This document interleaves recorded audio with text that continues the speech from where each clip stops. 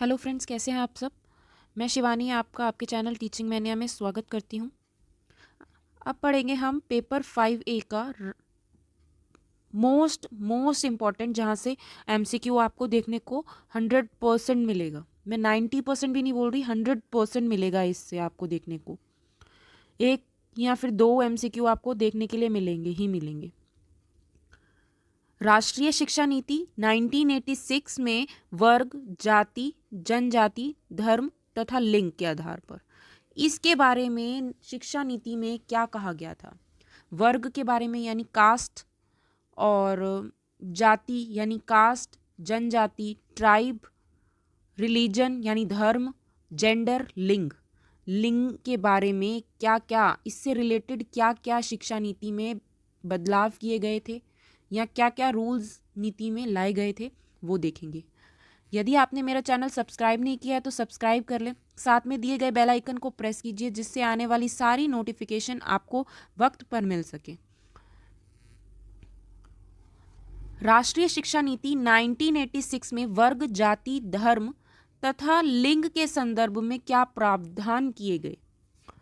नई शिक्षा नीति में एक अति सुंदर व्यवस्था की गई, जिनके अनुसार प्रत्येक भारतीय, चाहे वह किसी धर्म, जाति, संप्रदाय, भाषा या क्षेत्र से संबंध रखता हो, शिक्षा ग्रहण करने का समान अवसर दिया जाएगा उसको।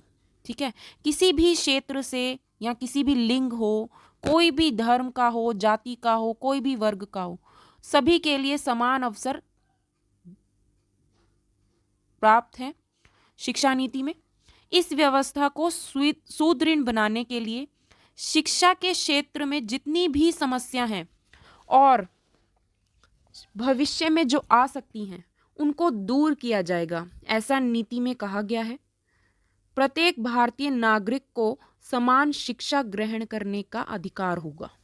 ठीक है, सारे जितने भी भारतीय हैं नागरिक, सभी को राइट टू एजुकेशन का अधिकार होगा।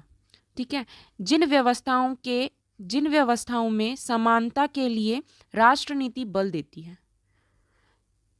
जैसे नारी शिक्षा के लिए, वुमेन एजुकेशन के लिए 20वीं सदी के प्रारंभ तक, प्रारंभ मतलब शुरू तक भारत में नारी शिक्षा पर लगभग प्रत्येक व्यक्ति या फिर संप्रदाय का दृष्टिकोण बहुत ही संकुचित था, एकदम कम था, मतलब संकुचित बिल्कुल नहीं था। वो सोचते ही नहीं थी नारी शिक्षा प्राप्त कर सकती है, या फिर ऐसा कुछ था ही नहीं, सोच ही नहीं थी। ब्रह्म समाज ने जो प्रयास किया था वह भी पूर्ण रूप से सफलता प्राप्त नहीं कर सका।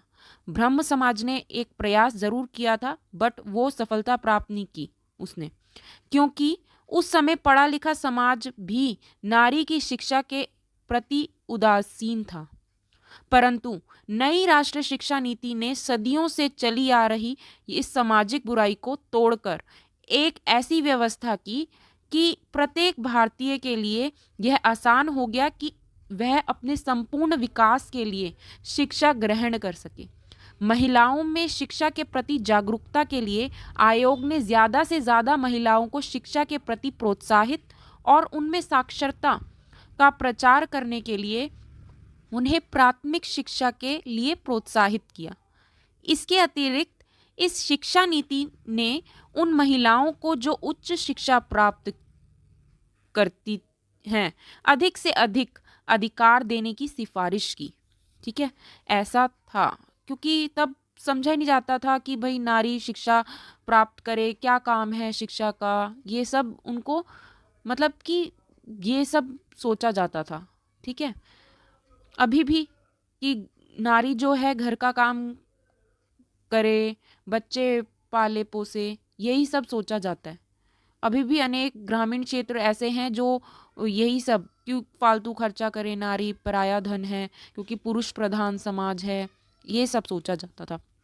ठीक है, अनुसूचित जातियों की शिक्षा, यानी जो अनुसूचित जाति यानी कास्ट, जो ट्राइब थी, मतलब डिफरेंट कास्ट की, जो SC ST होते हैं, उनकी शिक्षा के लिए भी नीतियों में कुछ उपाय किए गए। जैसे भिन्न व्यवसायों में लगे परिवारों के बच्चे, उनके लिए प्री मैट्रिक छात्रवृत्ति की व्यवस्था करना तथा उनके लिए उपयोगी कार्यक्रम शुरू करना। अनुसूचित जाति से संबंधित व्यक्तियों को अध्यापन कार्य में शामिल करना। जो परिवार 14 वर्ष तक के बच्चों को भी यदि विद्यालय भेजते हैं, उन्हें प्रोत्साहन दिया जाए। कर्मिक कार्यक्रम के अंतर्गत मुख्यालयों में स्थित हॉस्टल्स में अनुसूचित जाति यानी अनुसूचित वर्ग जो एससी होते हैं, उनको कहा जाता है अनुसूचित वर्ग के, जो पिछड़ा वर्ग होता है, यानी उनके विद्यार्थी के लिए सुविधाओं की व्यवस्था करना। अनुसूचित जातियों के बच्चों के नामांकन, पढ़ाई जारी रखने तथा पूर्ण शिक्षा प्राप्ति के लिए आवश्यक वस्तुओं की सफल व्यवस्था करना। जो बच्चे विद्यालय छोड़ चुके हैं, ड्रॉप आउट कर चुके हैं, उनके लिए निरौपचारिक शिक्षा का विशेष प्रबंध करना। शिक्षा प्रक्रिया में अनुसूचित जातियों के प्रभाव में वृद्धि करने के लिए नए साधनों का निरंतर अनुसंधान करना। अनुसूचित जातियों की शिक्षा की सुविधाओं प्रदान करने के लिए RLEGP और NREP जैसे साधनों का पूर्ण सहयोग प्राप्त किया जाएगा, जिन्हें हिंदी में राष्ट्र ग्राम रोजगार कार्यक्रम RLEGP का क्या मतलब है? RL मतलब राष्ट्र, RLEGP और ग्रामीण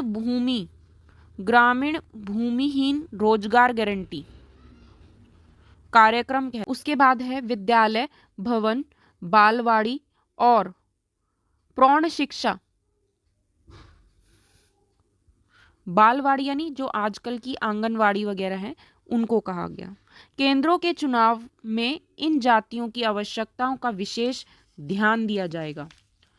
फिर है अनुसूचित जातियों की शिक्षा, जनजातियों की, the education for scheduled tribe, जो मुस्लिम्स वगैरह हैं, क्रिश्चियन हैं, उनकी शिक्षा के लिए जनजाति क्षेत्र में विद्यालय खोलने की प्राथमिकता देना। अनुसूचित जातियों की तर्ज पर अनुसूचित जातियों अभी भी देखेंगे आप कि इनको समान रूप से, जो SC हैं और ST हैं, उनको समान रूप से, या फिर कोई फॉर्म भरना हो या फिर कुछ, इनको समान रूप से जो रूल्स हैं इनके लिए फॉलो किए जाते हैं। ठीक है, तो चाहे वो फॉर्म भरने की फ़ी हो या फिर कोई भी चीज़ हो, SC और ST को एक ही कैटेगरी में रखा गया है। तो SC के भी वही रूल्स हैं जो ST के हैं।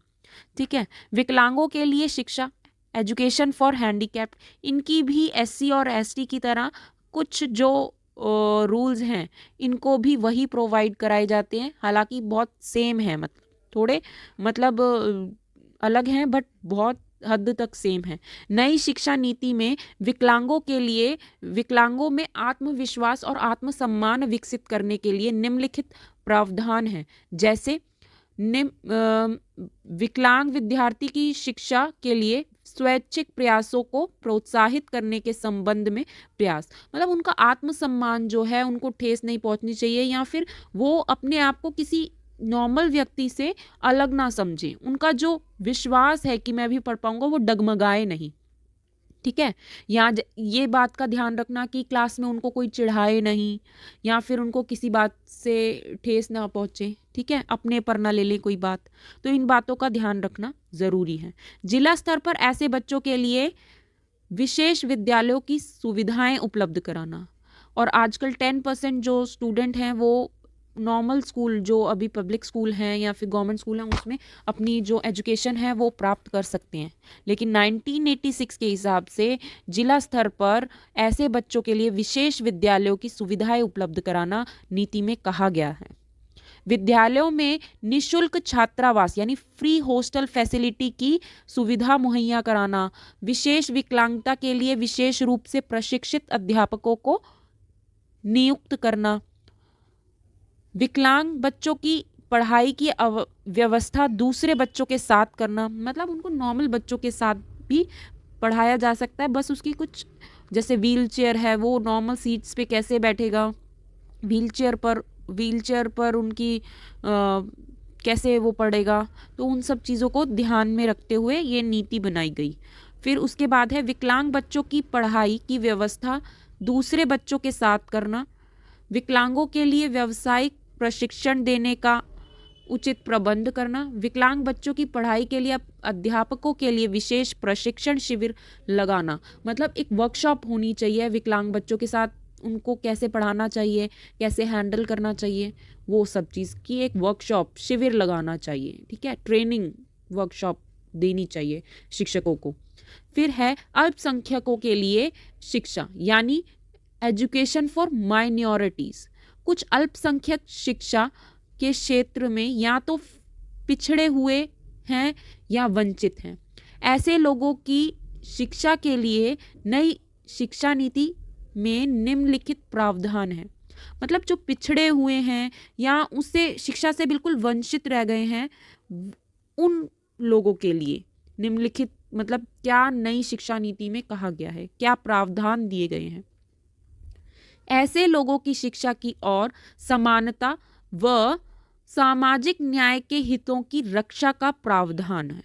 ऐसे विद्यालयों की स्थापना जहां इनकी भाषा एवं संस्कृति को सुरक्षित रखा जाए, राष्ट्र के प्रति जागरूकता तथा राष्ट्र एकता के लिए सामान्य कोर पाठ्यक्रम यानी कॉमन कोर करिकुलम को इनकी शिक्षा का अनिवार्य अंग बनाना। ठीक है, फिर छठा है शिक्षण दृष्टि से पिछड़े हुए अन्य वर्ग और क्षेत्र की शिक्षा, यानी education for other educational backward section and areas. पिछड़े समाज के सभी वर्गों, विशेष रूप से ग्रामीण क्षेत्रों में पर्याप्त प्रेरणादायक कार्यक्रमों का आयोजन किया जाएगा। मरुस्थलीय यानी डेजर्ट एवं पहाड़ी जिलों के दूर दराज और अगम्य क्षेत्रों में विद्यालय की स्थापना, जहाँ पर आने जाने की सुविधा प्राप्त हो, वहाँ पर सामग्री मुहैया करवाई जाएगी। मतलब पहाड़ी क्षेत्रों में ऐसे क्षेत्र होते हैं जहाँ पर बिल्कुल जा नहीं सकते, लैंडस्लाइड हो जाता है, अर्थक्वेक आता है, तो वहाँ पर जा नहीं सकते, या फिर हैवी रेनफॉल होती है। तो ऐसे क्षेत्रों में पास ही विद्यालय की स्थापना की जाए जहाँ पर बच्चे पढ़ सकें। डेजर्ट में ज़्यादा दूर नहीं जा सकते, है ना, तो ऐसे क्षेत्रों में जहाँ पर विद्यालय की स्थापना की जाए और आने आ जा सके। ठीक है, द्वीपों में भी संस्थाएं खोलने, द्वीपों में भी देखो, जो अंडमान एंड निकोबार हैं या फिर कोई भी द्वीप हैं, ठीक है, उनमें भी संस्थाएं खोलने के लिए सरकार पूर्ण रूप से सहायता करेगी। द्वीप में भी खोलने की बात की जा रही है, बट यहाँ पर देखेंगे दिल्ली में भी, दिल्ली जैसे राजधानी है, फिर भी दिल्ली में भी कई जगहें ऐसी है जहाँ पर जो बच्चे हैं वो वंचित रह जाते हैं शिक्षा से। ऐसे क्षेत्र हैं जहाँ पर लाइट्स तक नहीं है, ऐसे क्षेत्र भी हैं दिल्ली में। समाज के पिछड़े व्यक्ति, चाहे वे किसी भी वर्ग से संबंध रखते हों, उन्हें वजीफा, पाठ्य सामग्री और अन्य प्रकार की सभी सुविधाएं उपलब्ध कराई जाएंगी। ये बुक्स हों या वजीफ़ा हो, यूनिफॉर्म हो, आज भी कई जो गवर्नमेंट स्कूल हैं, कई क्या सभी, उनमें यूनिफॉर्म के पैसे मिलते हैं, बुक्स के, और स्कॉलरशिप्स मिलती हैं बच्चों को, और ऐसे छोटी छोटी चीज़ें हैं जो मुहैया कराई जाती है। पेंसिल, इवन ज्योमेट्री पेंसिल्स, खाना, मिड डे मील, ये सब चीज़ें प्रोवाइड की जाती है ताकि ज़्यादा से ज़्यादा लोग अपने बच्चों को पढ़ने के लिए भेजें, शिक्षा ग्रहण करने के लिए भेजें। और इन सब चीज़ों की सुविधाएं इसलिए प्राप्त की जाती हैं कि ताकि ज़्यादा से ज़्यादा लोग अपने बच्चों को पढ़ाएं, और 2 वक्त के खाने के लिए ही सही, लेकिन वो अपने बच्चों को स्कूल भेजें। ठीक है, thanks for watching my video. यदि आपको वीडियो अच्छी लगी हो, यूज़फुल लगी हो, तो प्लीज़ लाइक कीजिए, सब्सक्राइब कीजिए, शेयर कीजिए।